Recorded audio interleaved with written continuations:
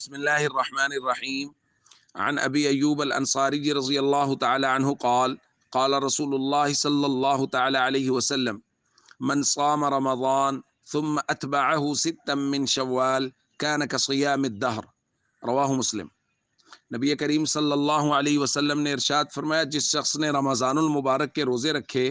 پھر اس کے بعد 6 روزے شوال میں رکھے تو وہ ایسے ہے جیسے اس نے پورا سال روزے رکھے۔ دوستو،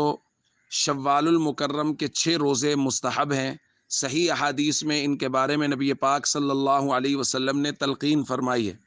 اور مسئلہ یہ ہے کہ ان کو لگاتار بھی رکھا جا سکتا ہے اور الگ الگ بھی رکھا جا سکتا ہے، یعنی عید الفطر کے بعد کسی دن بھی متصل بھی شروع کر کے 6 لگاتار رکھے جا سکتے ہیں، اور الگ الگ بھی 6 روزے رکھے جا سکتے ہیں جن کو شوال کے اندر ہی مکمل کرنا ہے۔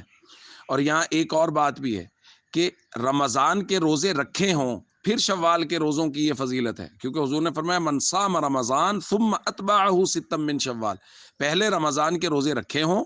پھر شوال کے روزے رکھے تو اس کو یہ فضیلت حاصل ہوگی۔ ایسا نہ ہو کہ رمضان کے روزے تو بغیر اس کے عذر کے ترک کر دے اور کہے کہ جی اب شوال کے 6 روزے رکھوں گا تو پورے سال کے روزوں کا ثواب مل جائے گا، اس طرح قطعاً نہیں ہے۔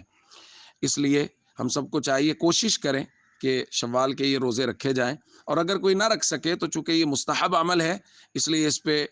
نکیر نہیں ہو سکتی کہ اس نے فلاں آدمی نہیں رکھ رہا، اتنا آسان ہے روزہ رکھنا، 30 رکھ لیے 6 سے کیا ہوتا ہے، یعنی کسی آدمی پر اس طرح کر کے